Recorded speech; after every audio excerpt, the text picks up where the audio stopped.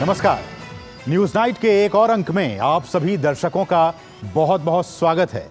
मैं हूं असीम मिश्रा और शुरुआत करना चाहेंगे सबसे पहले हेडलाइंस के साथ। प्रधानमंत्री नरेंद्र मोदी ने भारत मोबिलिटी ग्लोबल एक्सपो 2024 को किया संबोधित। कहा, विकसित भारत के निर्माण में ऑटोमोबाइल क्षेत्र निभा सकता है अहम भूमिका। पीएम ने कहा, सभी नेशनल हाईवेज पर ड्राइवरों के लिए होगा आधुनिक सुविधा भवनों का निर्माण। संसद के बजट सत्र का तीसरा दिन, राज्यसभा और लोकसभा में राष्ट्रपति के अभिभाषण पर धन्यवाद प्रस्ताव पर चर्चा। राज्यसभा में नेता सदन पीयूष गोयल ने साधा कांग्रेस पर निशाना। का उत्तर और दक्षिण को बांटने की राजनीति से बाज आए विपक्ष।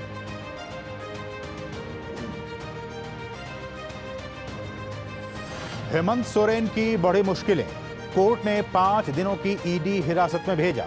सुप्रीम कोर्ट ने भी सुनवाई से किया इनकार। वाराणसी में व्यास तहखाने में पूजा रुकवाने हाईकोर्ट पहुंचे मुस्लिम पक्ष को लगा झटका। ज्ञानवापी में होती रहेगी पूजा, जगह संरक्षित करने के आदेश। इलाहाबाद हाईकोर्ट में 6 फरवरी को अगली सुनवाई। उत्तराखंड में समान नागरिक संहिता लागू करने की तैयारी। यूसीसी कमेटी ने मुख्यमंत्री पुष्कर सिंह धामी को सौंपी रिपोर्ट। शनिवार को होने वाली कैबिनेट की बैठक में लगेगी यूसीसी पर मुहर।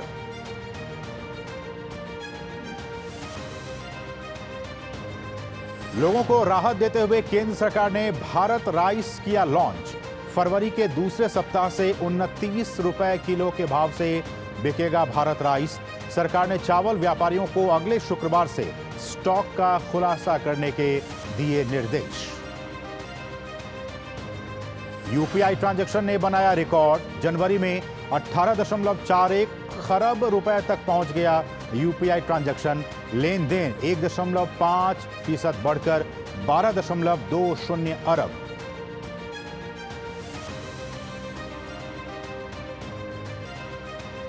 और लद्दाख के लेह में खेलो इंडिया शीतकालीन खेल 2024 की शुरुआत। केंद्र शासित प्रदेश लद्दाख में पहली बार आयोजन। खेलों का पहला चरण लद्दाख में 2 से 6 फरवरी, जबकि दूसरा चरण 21 से 25 फरवरी तक गुलमर्ग में।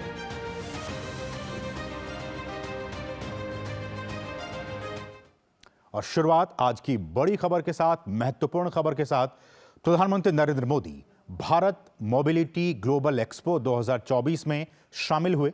इस मौके पर अपने संबोधन में प्रधानमंत्री ने कहा कि आज का भारत 2047 तक विकसित भारत बनाने के लक्ष्य को लेकर लगातार आगे बढ़ रहा है और इस लक्ष्य की प्राप्ति में मोबिलिटी सेक्टर जो है वो एक बहुत बड़ी भूमिका अदा करने वाली है। देश की सबसे बड़ी और अपनी तरह की पहली मोबिलिटी प्रदर्शनी भारत मोबिलिटी ग्लोबल एक्सपो 2024 में प्रधानमंत्री नरेंद्र मोदी। दिल्ली के प्रगति मैदान में 3 फरवरी तक चलने वाला ये एक्सपो मोबिलिटी और ऑटोमोटिव क्षेत्र में देश की जबरदस्त क्षमता को दिखा रहा है। एक्सपो में 50 से अधिक देशों के 800 से अधिक प्रदर्शक हिस्सा ले रहे हैं। भारत मंडपम में एक्सपो से जुड़े कार्यक्रम को संबोधित करते हुए पीएम ने देश के बढ़ते मोबिलिटी और ऑटोमोटिव क्षेत्र का जिक्र किया।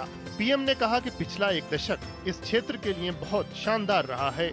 साल 2014 के पहले 10 सालों में भारत में 12 करोड़ के आसपास गाड़ियों की बिक्री हुई थी, जबकि 2014 के बाद से देश में 21 करोड़ से ज्यादा गाड़ियों की बिक्री हो चुकी है।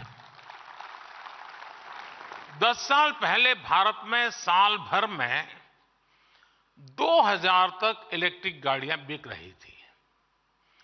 वहीं अब भारत में करीब 12 लाख इलेक्ट्रिक गाड़ियां हर साल बिक रही है।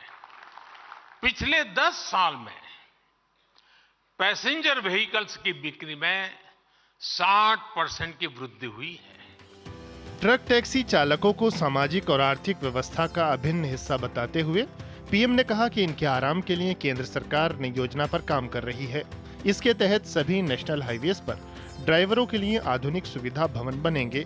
मोबिलिटी क्षेत्र के लिए अपने प्रयासों का जिक्र करते हुए प्रधानमंत्री ने अपने पहले कार्यकाल में हुए वैश्विक मोबिलिटी सम्मेलन को याद किया।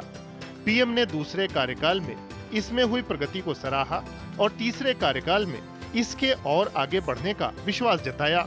मुझे विश्वास है कि तीसरी टर्म में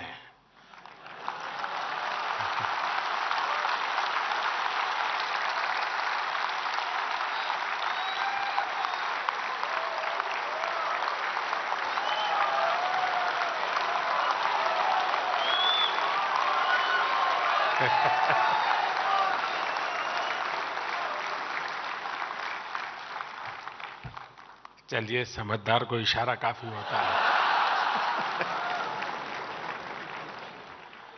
और आप लोग तो मोबिलिटी की दुनिया है, तो ये इशारा देश में जल्दी से पहुंचेगा। प्रधानमंत्री ने कहा कि नेशनल इलेक्ट्रिक मोबिलिटी मिशन की मदद से भारत में इलेक्ट्रिक वाहनों के निर्माण को नई गति मिली है। पुरानी बंदिशों को तोड़कर पूरी दुनिया को साथ लाने की प्रतिबद्धता जताते हुए पीएम ने ग्लोबल सप्लाई चेन में दुनिया में भारत की भूमिका का विस्तार करने की बात कही। पीएम ने पिछले एक दशक में 25 करोड़ लोगों के गरीबी से बाहर आने का उल्लेख करते हुए इस वर्ग की नई आशा आकांक्षाओं का जिक्र किया। पीएम ने कहा कि इनकी आर्थिक स्थिति मजबूत होने का सकारात्मक असर मोबिलिटी सहित अलग अलग सेक्टरों पर पड़ रहा है। ये न्यू मिडिल क्लास, उसके एस्पिरेशंस, और दूसरी तरफ आज भारत में मिडिल क्लास का दायरा भी बहुत तेजी से बढ़ रहा है। मिडिल क्लास की इनकम भी बढ़ रही है। ये सारे फैक्टर्स भारत के मोबिलिटी सेक्टर को नई ऊंचाई देने वाले हैं। Bharat mobility global expo mobility क्षेत्र के विकास और उससे जुड़ी अत्याधुनिक तकनीकों से भी रूबरू करा रहा है। एक्सपो में 28 वाहन निर्माता हिस्सा ले रहे हैं। साथ ही ऑटो उपकरण बनाने वाली 600 से अधिक कंपनियां भी इसमें शामिल हैं। इस सेक्टर के उत्पादों, तकनीक और सेवाओं से जुड़े 1000 से अधिक ब्रांड एक्सपो का मुख्य आकर्षण हैं। प्रदर्शनी के साथ साथ संगोष्ठियों, विक्रेता ग्राहक बैठकों, विशेष सत्रों और सड़क सुरक्षा मंडप ने इस एक्सपो को और व्यापक बना दिया है। तापस भट्टाचार्य के साथ ब्यूरो रिपोर्ट, डीडी न्यूज। तो भारत का जो मोबिलिटी सेक्टर है वो काफ़ी लगातार बढ़ता जा रहा है और भारत का वाहन बाजार आज के तारीख में क्या है, इस पे हम निगाह डालते हैं और किस तरह से वीडियो वॉल के जरिए हम आपको समझाने की अब कोशिश करते हैं कि भारत का जो वाहन बाजार है, जो ऑटोमोबाइल सेक्टर है, वो किस तरह से लगातार बढ़ता जा रहा है, उस पर निगाह डालते हैं। ये देखिए आपके सामने किस तरह से ऑटोमोबाइल सेक्टर और किस तरह से हम आपको अब बताते हैं कि ऑटोमोबाइल सेक्टर किस तरह से भारत का बढ़ता जा रहा है, इसमें वो कौन कौन से कंपोनेंट्स हैं। भारत का वाहन बाजार और ऑटोमोबाइल सेक्टर में मुख्यतया 4 भाग होते हैं: 2 पहिया वाहनों का, 3 पहिया वाहनों का, यात्री वाहनों का और जो कमर्शियल व्हीकल्स हैं यानी कि वाणिज्यिक वाहन। ये 4 कंपोनेंट्स रहते हैं वाहनों के वाहन बाजार में। भारत देखिए विश्व का तीसरा सबसे बड़ा यात्री वाहन बाजार है, तीसरा सबसे बड़ा ग्लोबली। भारत दुनिया का दूसरा सबसे बड़ा 2 पहिया वाहन बाजार है, यानी कि यहां पे 2 पहिया वाहनों की खपत बहुत ज्यादा होती है। विश्व में दूसरे नंबर का बाजार है भारतीय बाजार। भारत दुनिया में सबसे बड़ा तिपहिया वाहन निर्माता है, यानी कि जो ट्राईसाइकिल्स हैं उसके निर्माण में सबसे बड़ा ये प्लेयर है भारत ग्लोबली। और भारत दुनिया में तीसरा सबसे बड़ा जो भारी ट्रक यानी कि जो वाणिज्यिक वाहन देखते हैं उसका भी तीसरा सबसे बड़ा निर्माता है। तो किस तरह से आप देख सकते हैं कि भारत में एक जो अपॉर्चुनिटी है इन तमाम चीज़ों की वो कितने लार्ज स्केल पर है। भारत दुनिया में चौथा सबसे बड़ा यात्री वाहन निर्माता है। यात्री वाहनों के निर्माण में भी हमारा जो स्थान है वो चौथा है। आप इन आंकड़ों के जरिए समझने और जानने की कोशिश कीजिए। 151 बिलियन अमेरिकी डॉलर से भी अधिक का है, जी हां, 151 बिलियन अमेरिकी डॉलर से भी अधिक का बाजार है भारतीय मोटर वाहन उद्योग, आप समझ सकते हैं।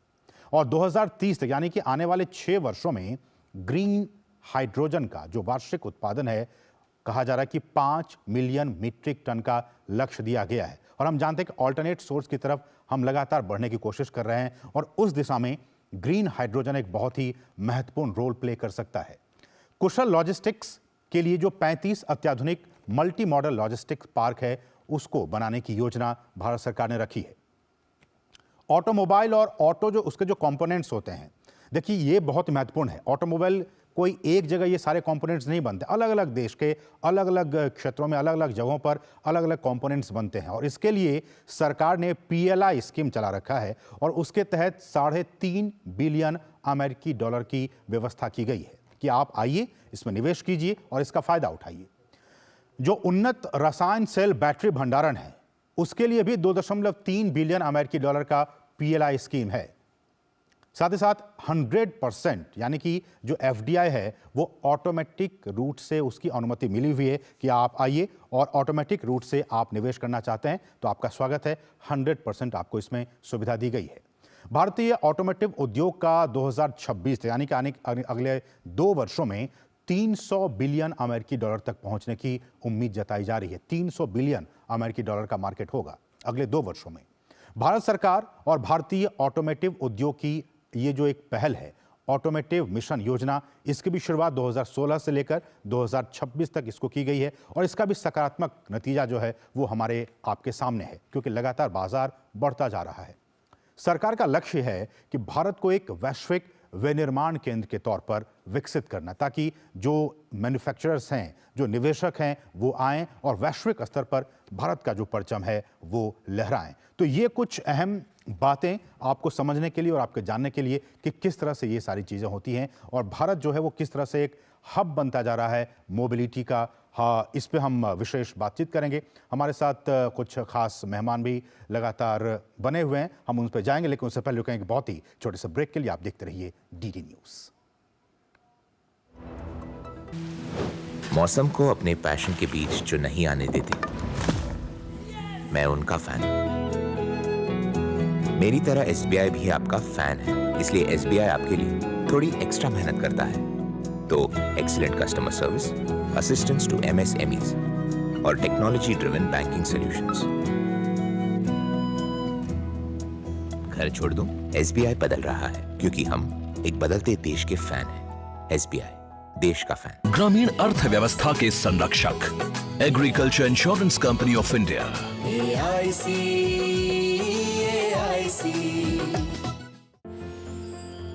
साल, बरस और सदी नहीं, एक युग गुजर जाएगा। उम्र न पूछो वंडर की, जब फर्क नजर आएगा। वंडर सीमेंट, फर्क नजर आएगा। अरे रामदयाल, तेरी उपज का क्या हुआ? अरे औने पौने दाम मिल रहे थे इसलिए नहीं बेची। और तुम्हारी उपज? मेरी उपज ये रही मेरे मोबाइल में एकदम सुरक्षित। अरे ये तो कोई रसीद लगती है।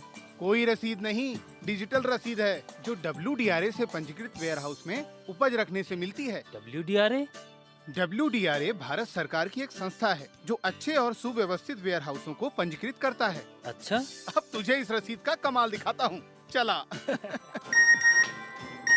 देखा, इस रसीद पर बैंक से लोन हो गया। ये तो कमाल हो गया। कमाल तो अभी और भी है भैया। देखो, जब और जहाँ उपज के अच्छे दाम मिलेंगे उपज बेच दूंगा और फिर बैंक का सारा लोन भी चुकता कर दूंगा। अरे वाह। मुन्नी, पापा, आप मेरा नया बैग लाए? हाँ, ये रहा तुम्हारा नया बैग। और तुम्हारे लिए झुमके।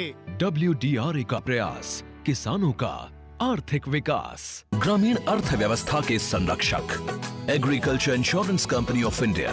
AIC।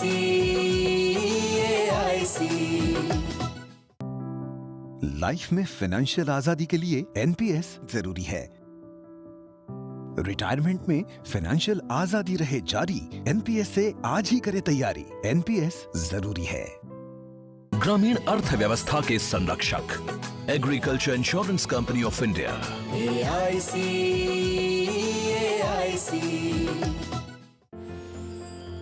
साल, बरस और सदी नहीं, एक युग गुजर जाएगा। उम्र न पूछो वंडर की, जब फर्क नजर आएगा। वंडर सीमेंट, फर्क नजर आएगा।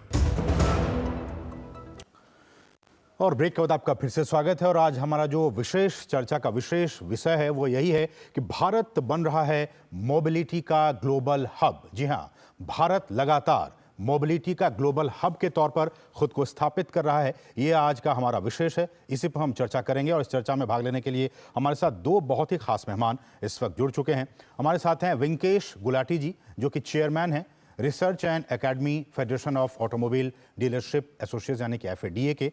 साथ ही साथ हमारे साथ हरदीप सिंह बरार जी हैं जो कि नेशनल हेड हैं सेल्स एंड मार्केटिंग किया। कि आप दोनों ही महानुभावों का बहुत बहुत स्वागत। शुरुआत विंकेश जी मैं आप ही से करना चाहूँगा। और जैसा कि हमने कहा कि ग्लोबल हब के तौर पर भारत खुद को स्थापित करने की दिशा में लगातार काम कर रहा है और आज का ये कार्यक्रम इस दिशा में जो भारत बढ़ रहा है उसको और भी कितनी मजबूती प्रदान करता आपको दिखाई दे रहा है?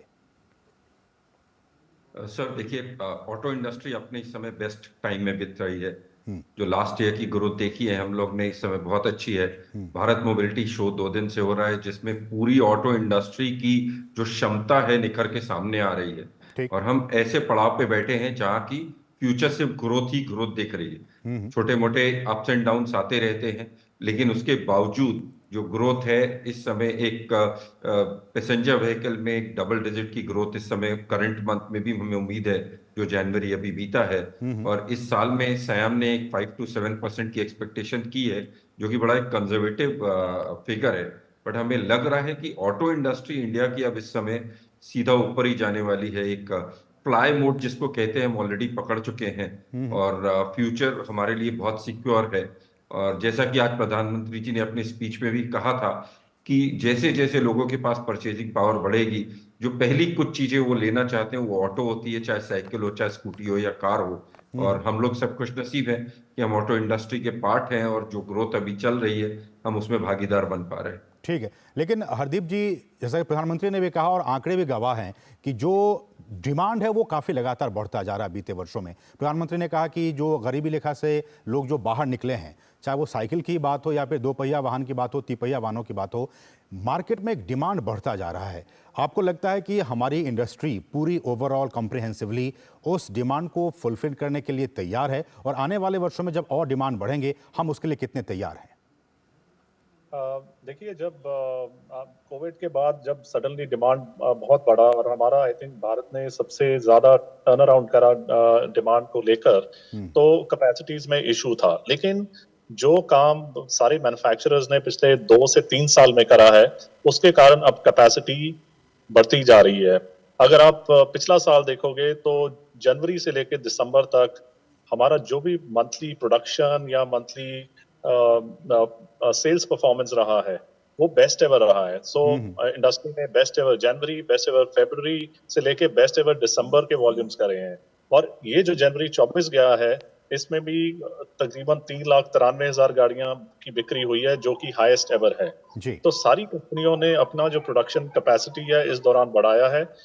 आप ये मान लीजिए कि कोविड वाले साल में 2020 में 24 लाख गाड़ी बिकी थी और जो अभी साल खत्म हुआ है 2023 उसमें 41 लाख गाड़ियां बिकी हैं। तो 17 लाख गाड़ियां पिछले 3 साल में ऐड हुई हैं। आंकड़े तो सर ये भी आए हैं कि टियर 2 और टियर 3 तो छोड़िए, गांव में भी, दूर दराज के गांव में भी 2 पहिया और 3 पहिया वाहनों की जो बिक्री है वो काफी बढ़ी है। बिल्कुल सही बात है। और देखिए जैसे इनकम लेवल्स बढ़ रहे हैं, हमारा जीडीपी ग्रो कर रहा है।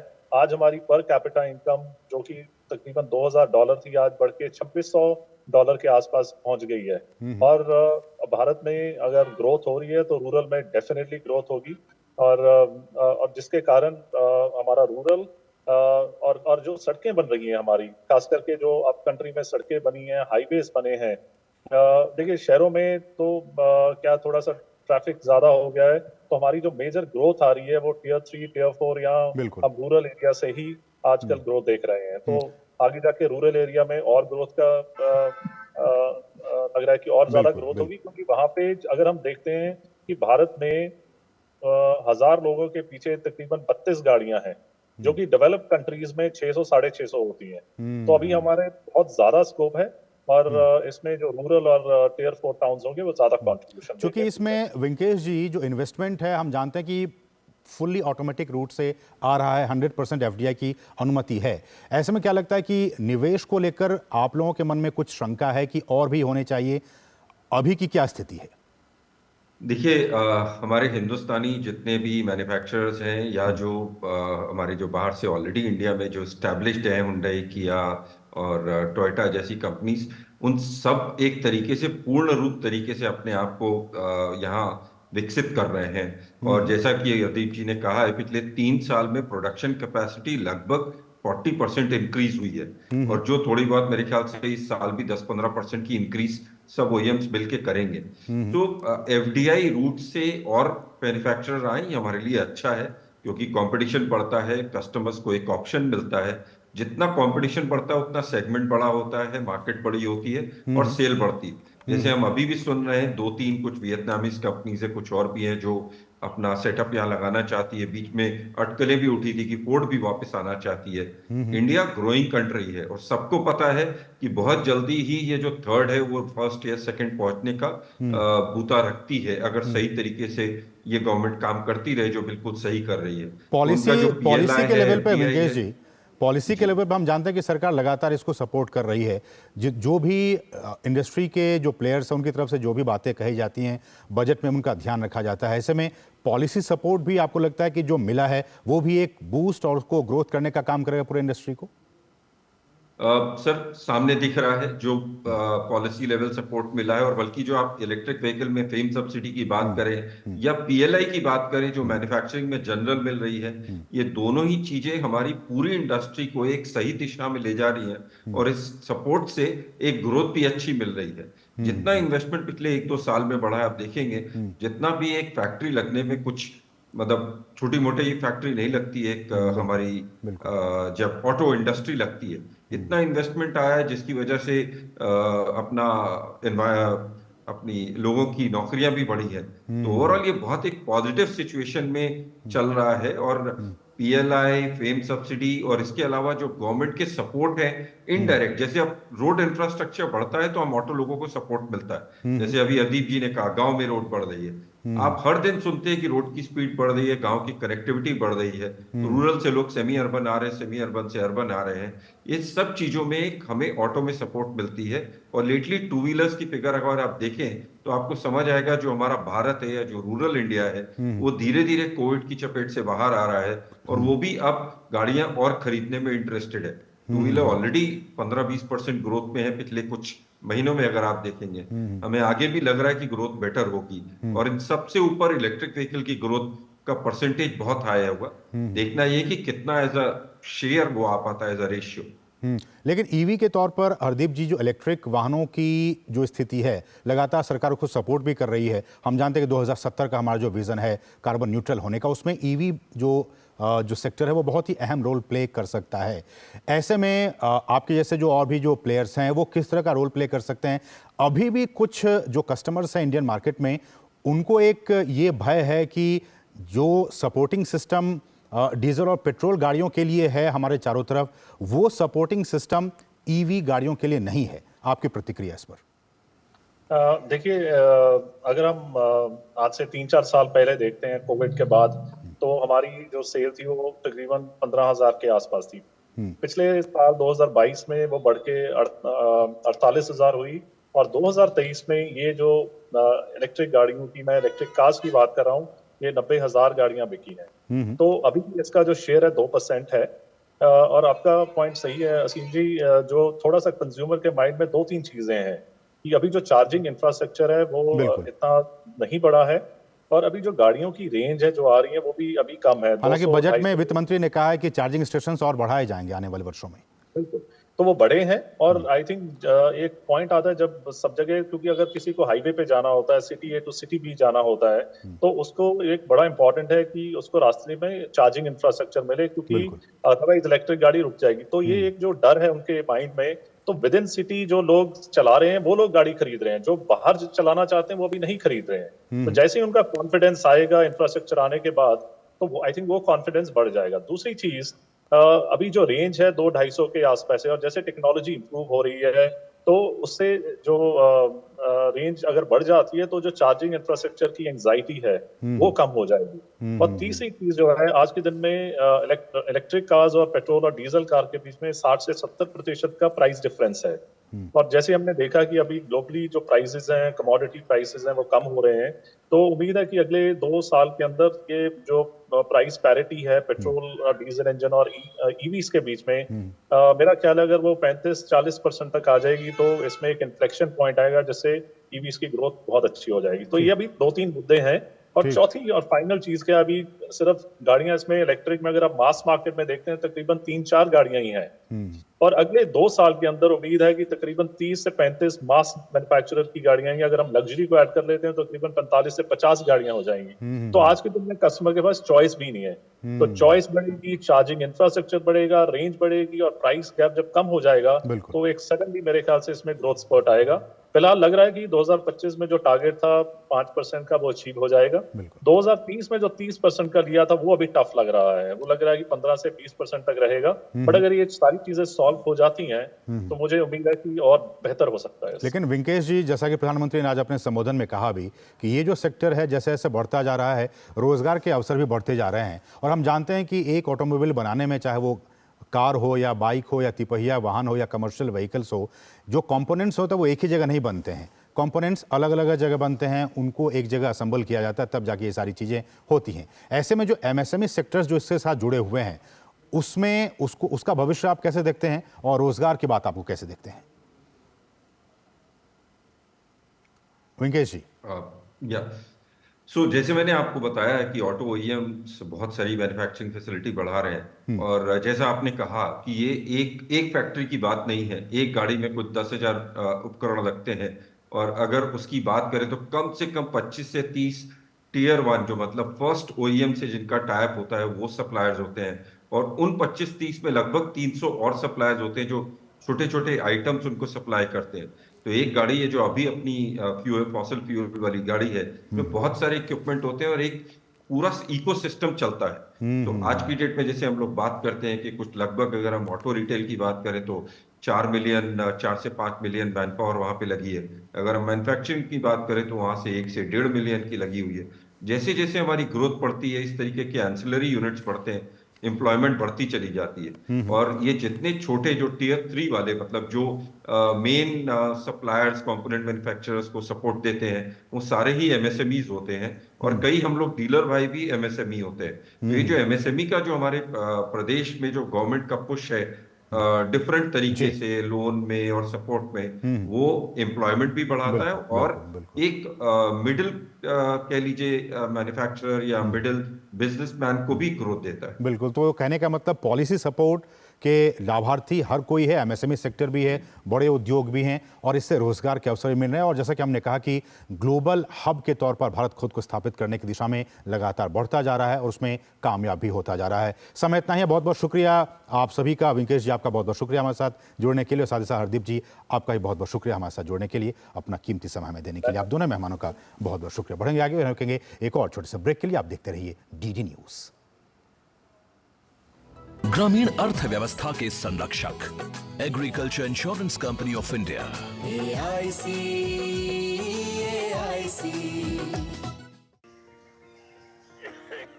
अरे भाई, तुम्हें तो बहुत खांसी आ रही है। चलो, पास में ही आयुष्मान आरोग्य मंदिर है, दिखा दूं। जांच और उपचार दोनों मुफ्त हो जाएगा। और अगर कुछ बड़ा निकल गया तो आयुष्मान कार्ड है ना, 5 लाख तक मुफ्त उपचार कहीं भी कभी भी। मोदी जी की गारंटी है ये। तेरे पापा मेरे सामने ही बनवाए थे कार्ड। और बताऊं, मोदी जी ने प्रधानमंत्री भारतीय जन औषधि केंद्र खुलवाकर महंगी दवाइयों से मुक्ति दिला दी है हम सबको। यहाँ दवाइयाँ सस्ती और अच्छी मिलती हैं।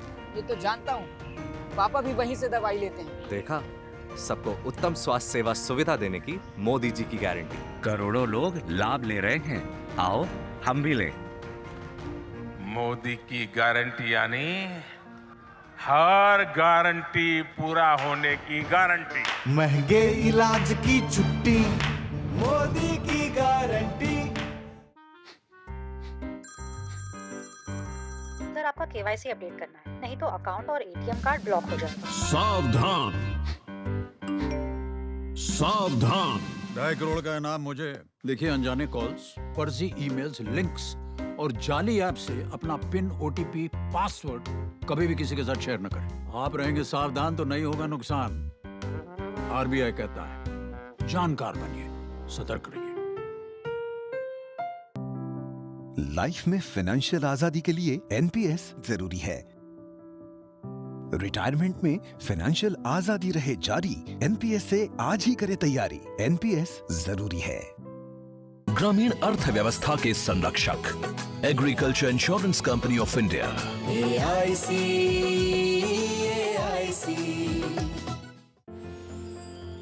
साल बरस और सदी नहीं, एक युग गुजर जाएगा। उम्र न पूछो वंडर की, जब फर्क नजर आएगा। वंडर सीमेंट, फर्क नजर आएगा। ग्रामीण अर्थव्यवस्था के संरक्षक, agriculture insurance company of India. AIC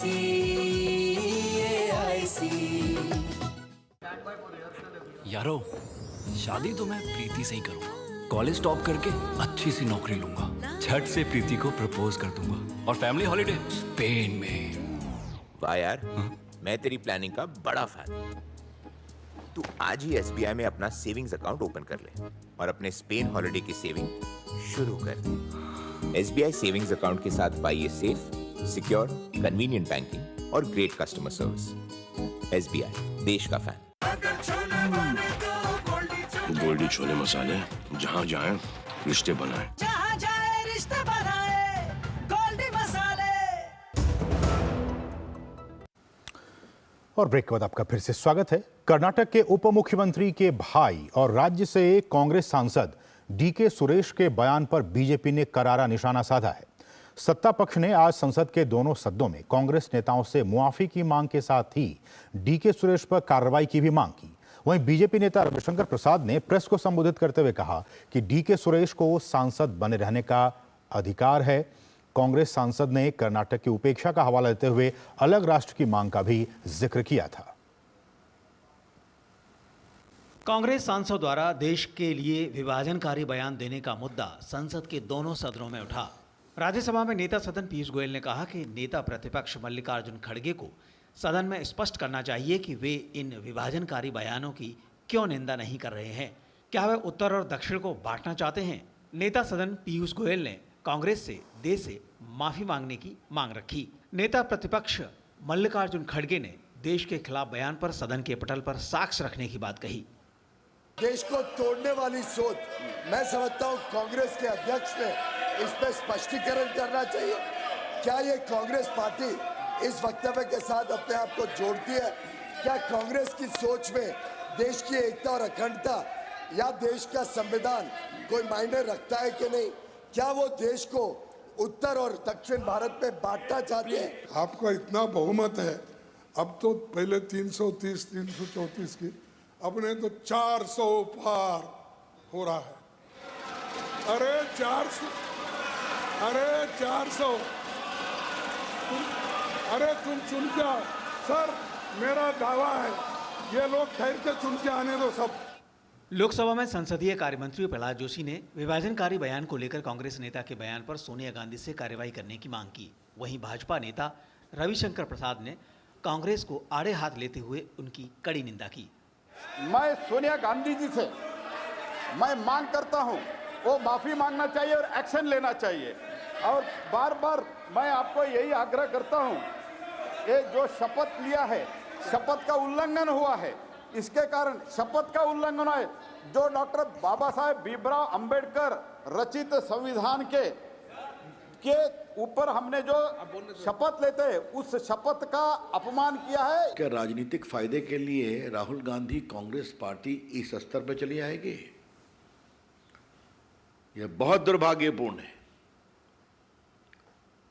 और रोज हमारे ऊपर संविधान के उल्लंघन की दुहाई देने वाली कांग्रेस, उसके नेता, उसके राष्ट्रीय अध्यक्ष राहुल गांधी, सोनिया गांधी, सारे एलाइज, आज उनको संविधान के अनुसार जवाब देना जरूरी है कि इन लोगों ने किसी ने भी DK सुरेश के इस असंवैधानिक टिप्पणी का विरोध नहीं किया है।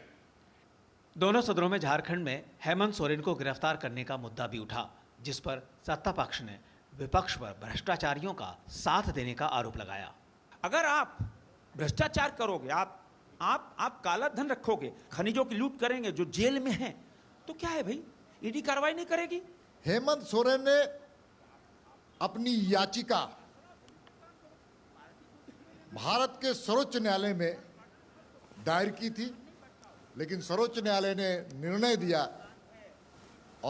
दिया कि आप झारखंड के उच्च न्यायालय में अपनी याचिका को दायर करे और वहां पर न्याय की फरियाद करे। राज्यसभा में शुक्रवार के दिन निजी विधेयकों के रूप में तमाम मुद्दों पर सांसदों ने अपने अपने प्रस्ताव रखे। शैलेंद्र मिश्र और विकास सारथी के साथ ऋषि कुमार, डीडी न्यूज, दिल्ली। और संसद के दोनों ही सदनों में शुक्रवार को राष्ट्रपति के अभिभाषण पर धन्यवाद प्रस्ताव पर चर्चा शुरू की गई। दोनों सदनों में सत्ता पक्ष की तरफ से महिला सांसदों ने चर्चा की शुरुआत की। सोमवार को लोकसभा में चर्चा का जवाब प्रधानमंत्री नरेंद्र मोदी देंगे। राष्ट्रपति के अभिभाषण पर धन्यवाद प्रस्ताव पर संसद के दोनों सदनों में शुक्रवार को चर्चा शुरू हो गई। राज्यसभा में भाजपा सांसद कविता पाटीदार ने चर्चा का प्रस्ताव रखा। उन्होंने कहा कि आज हमारे देश में अर्थव्यवस्था को मजबूती के साथ आगे बढ़ाया जा रहा है। वहीं विज्ञान और तकनीकी के क्षेत्र में चंद्रयान जैसे मिशन पूरी दुनिया के सामने भारत की क्षमता को प्रदर्शित कर रहे हैं। देश सही दिशा में सही निर्णय लेते हुए आगे बढ़ रहा है। भारत सबसे तेज गति से विकसित होती बड़ी अर्थव्यवस्था बन गया है। आज टॉप 5 इकोनॉमी में हमारा भारत पहुंच चुका है। हमें गर्व होना चाहिए कि भारत चंद्रमा के दक्षिण ध्रुव पर झंडा फहराने वाला पहला देश बना। साथ ही सफलता के साथ आदित्य मिशन को भी लॉन्च किया। विपक्ष की ओर से चर्चा पर बोलते हुए नेता प्रतिपक्ष मल्लिकार्जुन खड़गे ने सरकार की नीतियों का विरोध करते हुए नौकरियों में कटौती का मुद्दा उठाया, जिस पर नेता सदन पीयूष गोयल ने आरोप लगाया कि विपक्ष हमेशा नकारात्मक राजनीति करता है। एम्प्लॉयमेंट का बहुत बड़ा मुद्दा है, बेरोजगारी का बहुत बड़ा मुद्दा है, इसके तरफ आप ध्यान देना चाहिए था। उसमें क्या है बताइए आप। बार बार इस प्रकार के बयान देखिए, अरे वही मानसिकता दिखा रहे जिसका सुबह भी चर्चा हुई। इनकी डिविसिव टेंडेंसीज, जिस प्रकार से समाज को बांटना चाहते हैं, देश को बांटना चाहते हैं, ये बार बार इसका जाहिर करते हैं। वहीं लोकसभा में भी राष्ट्रपति के अभिभाषण पर धन्यवाद प्रस्ताव पर चर्चा शुरू हो गई। धन्यवाद प्रस्ताव पर चर्चा की शुरुआत करते हुए भाजपा सांसद हिना गावित ने कहा कि आज महिला अधिकारों के संरक्षण के जरिए महिला सशक्तिकरण को आगे बढ़ाया जा रहा है। सेल्फ हेल्प ग्रुप्स जो 2014 के पहले भी बनते थे, लेकिन उन्हें सही तरह से ट्रेनिंग, स्किलिंग और मार्केटिंग का जो ट्रेनिंग हमारी सरकार ने दिया, तो उसके कारण एसएचजीज आज जो चीजें बना रही है वो केवल भारत में ही नहीं तो भारत के बाहर भी आज हमारी महिला एसएचजीज वो चीजें एक्सपोर्ट कर रही है। राष्ट्रपति के अभिभाषण पर धन्यवाद प्रस्ताव पर विपक्ष के तमाम सांसदों ने अपने अपने विचार रखे। धन्यवाद प्रस्ताव पर चर्चा का जवाब सोमवार को दिया जाएगा। शैलेंद्र मिश्र और विकास सारथी के साथ ऋषि कुमार, डीडी न्यूज, दिल्ली। और ज्ञानवापी मामले में इलाहाबाद हाईकोर्ट में सुनवाई हुई। मस्जिद पक्ष के अधिवक्ता सीनियर एडवोकेट सैयद फरमान अहमद नकवी ने पक्ष रखा। वहीं हिंदू पक्ष के अधिवक्ता विष्णु शंकर जैन ने मुस्लिम पक्ष की याचिका का विरोध किया। 6 फरवरी को दोपहर 2 बजे मामले की अगली सुनवाई होगी। इलाहाबाद हाईकोर्ट ने पूजा अर्चना पर रोक नहीं लगाई है। कोर्ट ने यूपी सरकार को जगह संरक्षित करने को कहा है। हाईकोर्ट ने कहा है कि संरक्षित स्थल को कोई नुकसान या निर्माण वहां नहीं होना चाहिए। हाईकोर्ट का फैसला आने के बाद व्यास जी तहखाने में दर्शन पूजन जारी रहेगा। 17 जनवरी से डीएम वाराणसी रिसीवर नियुक्त हुए हैं, जिनकी देखभाल की जिम्मेदारी है और डीएम वाराणसी सुरक्षा व्यवस्था भी सुनिश्चित करेंगे। वाराणसी में ज्ञानवापी परिसर के तहखाने में व्यास परिवार को जिला अदालत द्वारा पूजा करने का अधिकार दिया था। इस पर मुस्लिम पक्ष ने इलाहाबाद हाईकोर्ट में अपील की थी, जो कि खारिज हो गई है। अब उन्होंने सुप्रीम कोर्ट और राष्ट्रपति द्रौपदी मुर्मू से मिलने का फैसला किया है। हम लोग गए थे अदालत में और बदकिस्मती से वहाँ भी वो दरख्वास्त रद्द हो गई है, हाई कोर्ट में भी।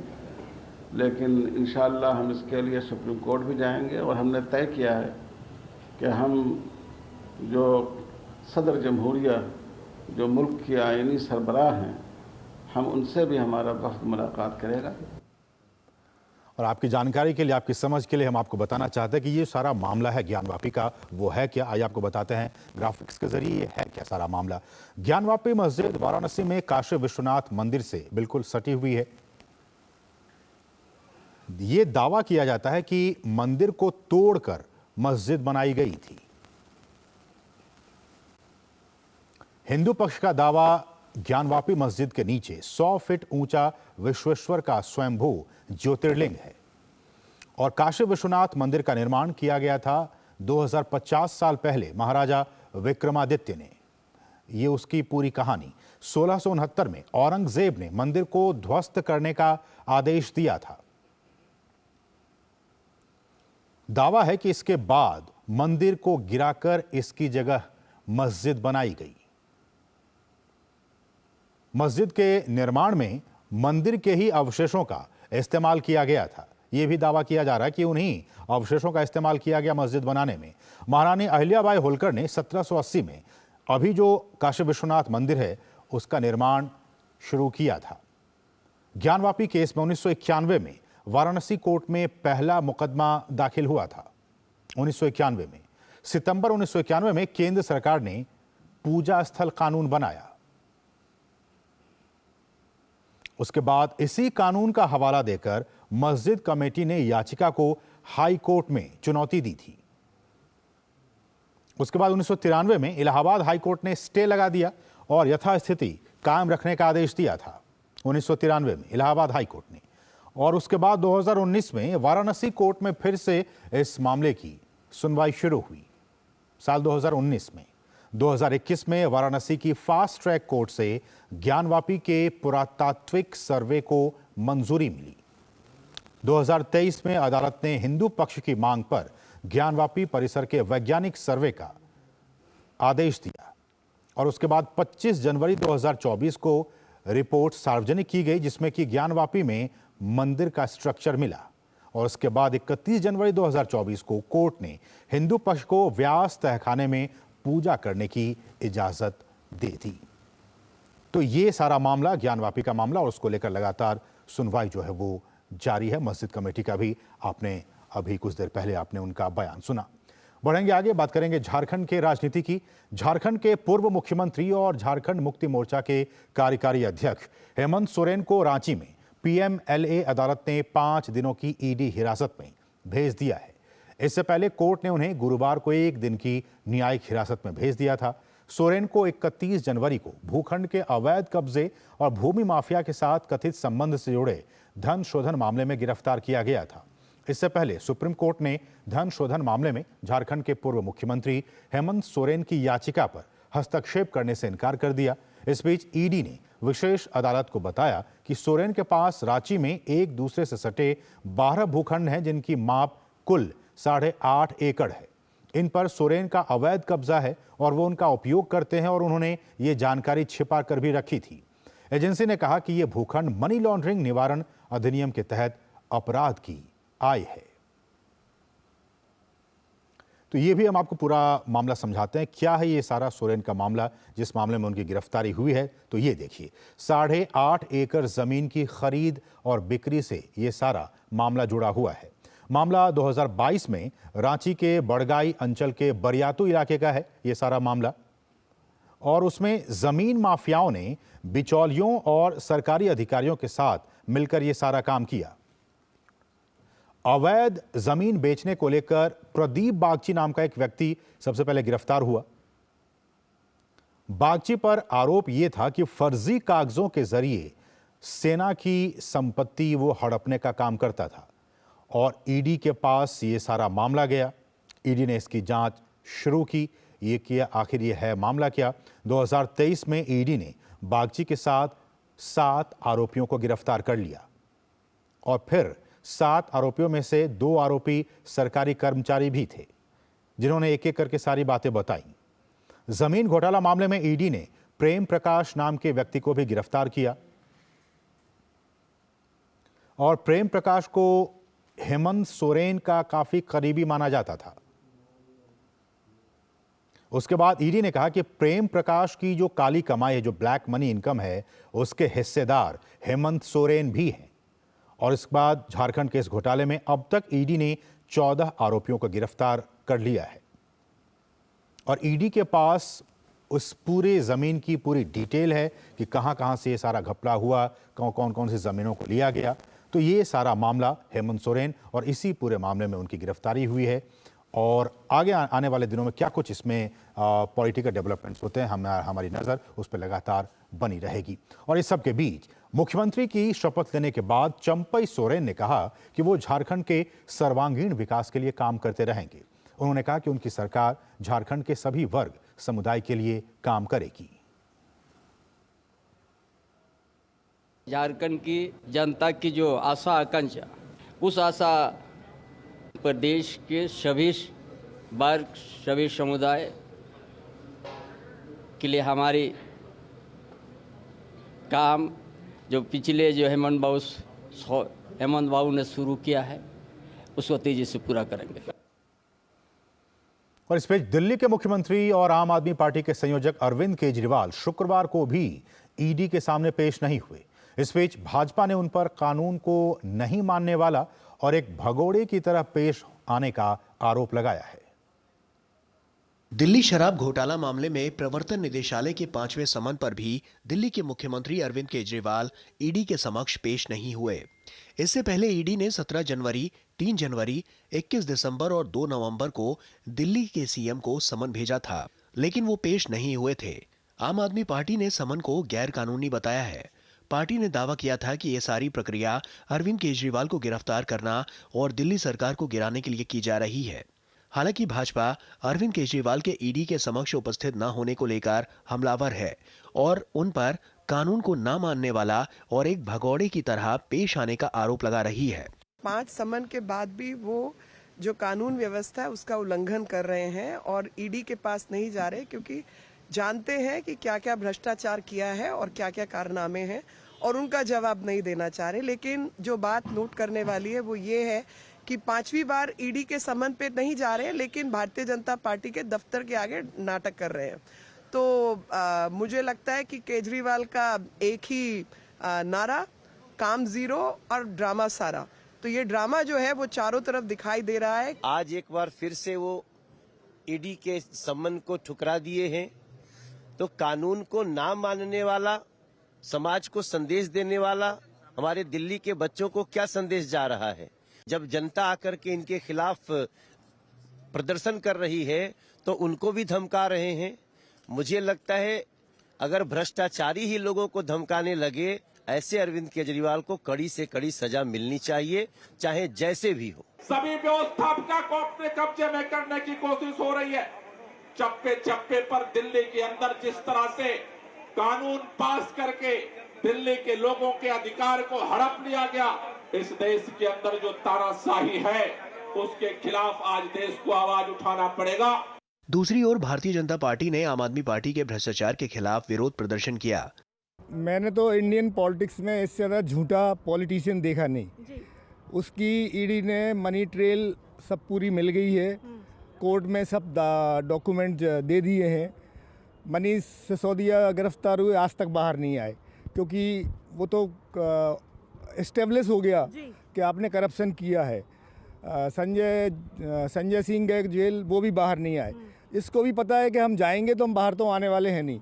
आप दिल्ली वालों को लालच देते हैं और आज आप कहते साहब मैं कट्टर ईमानदार आदमी हूँ, और कट्टर ईमानदार पार्टी के 1 नहीं 2 नहीं 3 नहीं 4 नेता दिल्ली में बड़का घर देख लिए भाई। आप गवर्नमेंट है ये बिल्कुल फेलियर है और हर मामले में जो वादे करती है किसी वादे पे पूरा नहीं उतरती।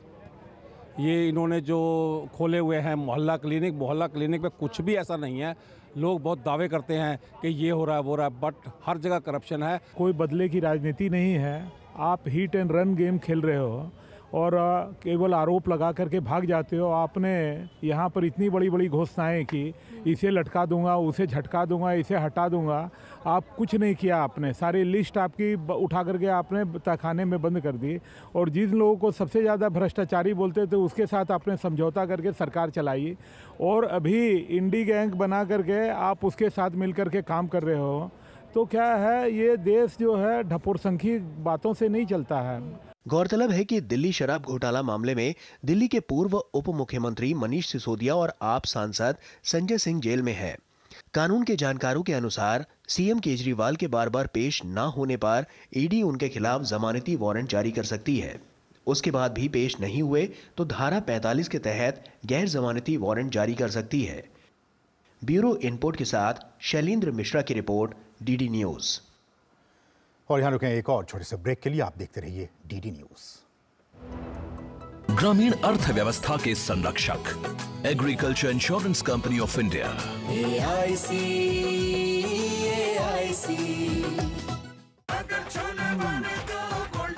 गोल्डी छोले मसाले, जहाँ जाए रिश्ते बनाए।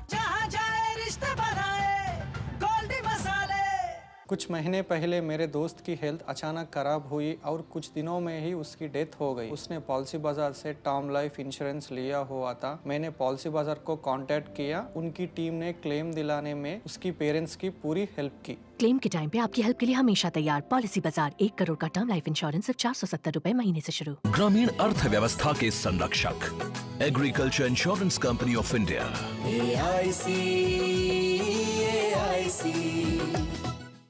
मोदी सरकार की गारंटी, सबका अपने पक्के घर का सपना होगा पूरा। 4 करोड़ पक्के घरों का निर्माण, हमारा संकल्प विकसित भारत। टेक स्टार्टअप सॉलिड था, प्लान था कड़क, करना था समथिंग ग्रेट, पर शुरू से प्रॉब्लम्स ने घेरा यूं कि बिजनेस हुआ अपना लम्बेट। बिजनेस गुरु की जरूरत थी खास, सीधे गए SBI स्टार्टअप ब्रांच पे तो खुल गया success. Startup advisory and support SBI startup branch पे। ग्रामीण अर्थव्यवस्था के संरक्षक agriculture insurance company of India.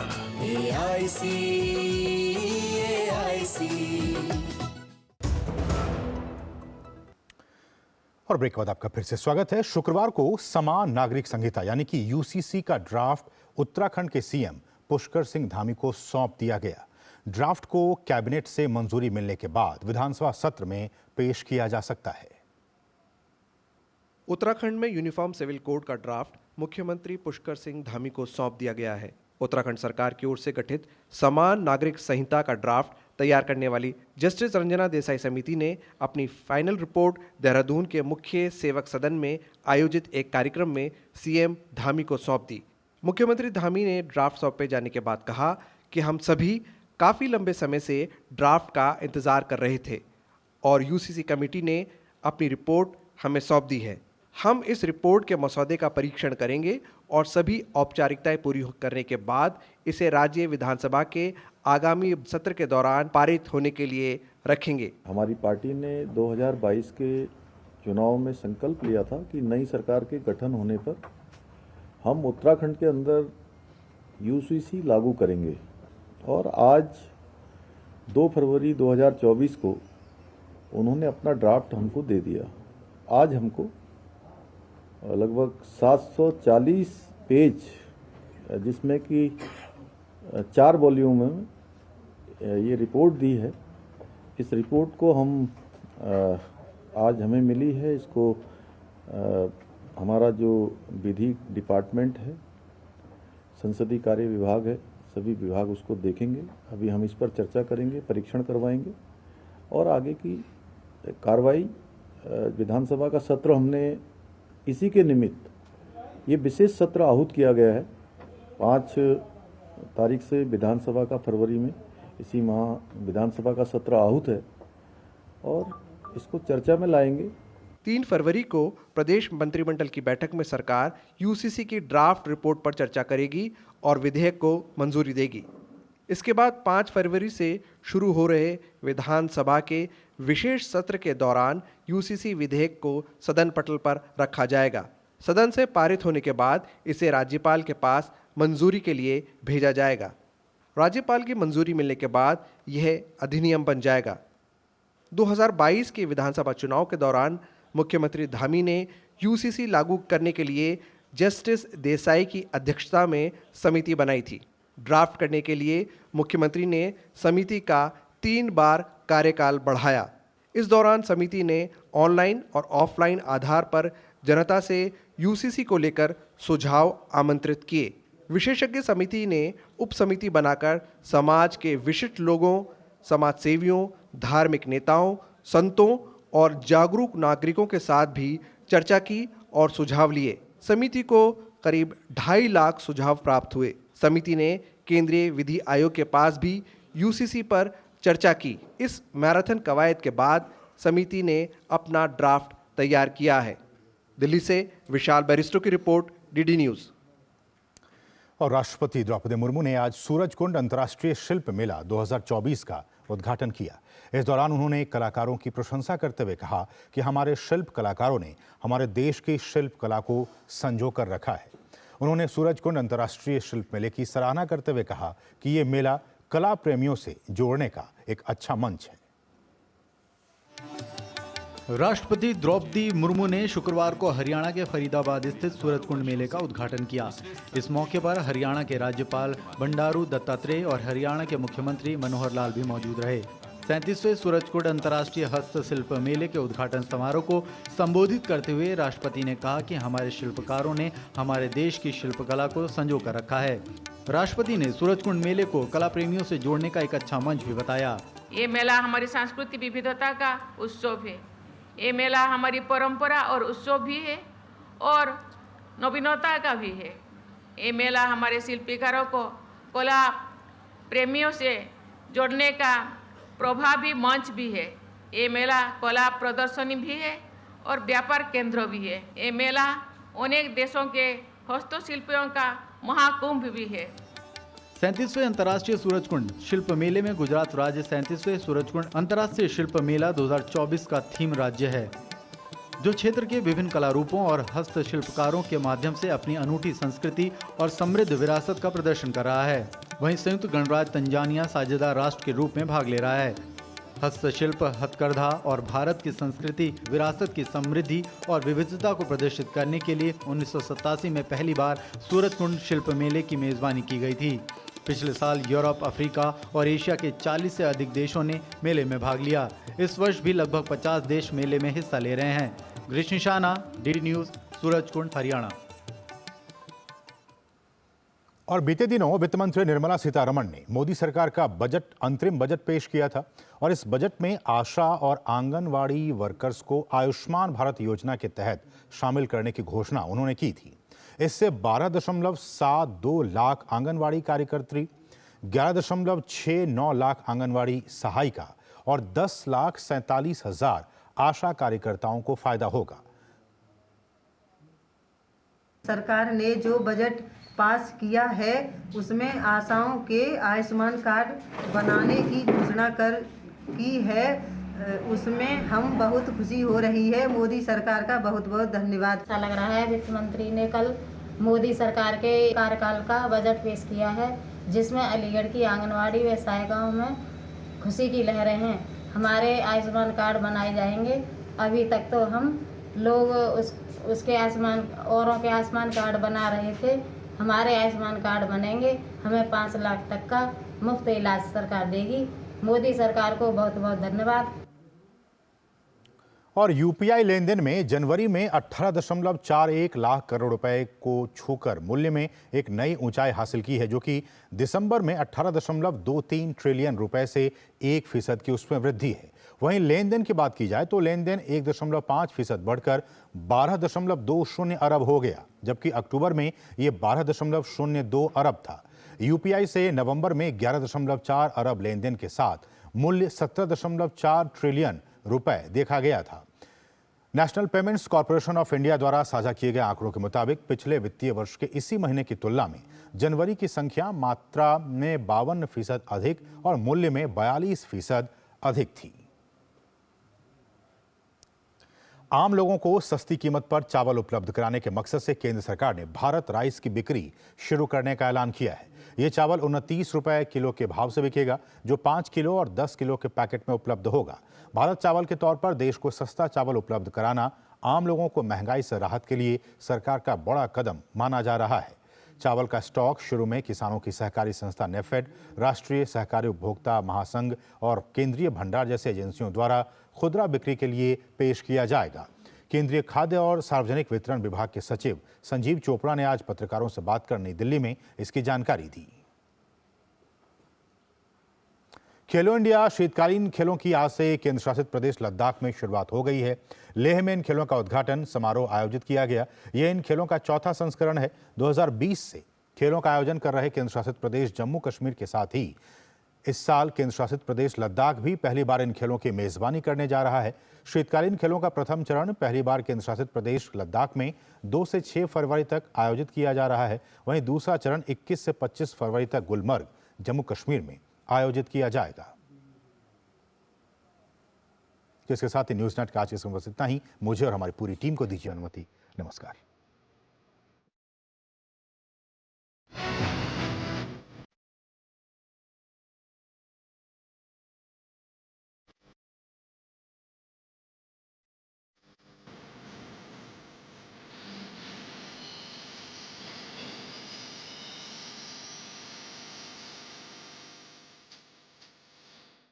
News night के प्रायोजक थे वंडर सीमेंट इस्तेमाल कीजिए, फर्क नजर आएगा। ग्रामीण अर्थव्यवस्था के संरक्षक agriculture insurance company of India.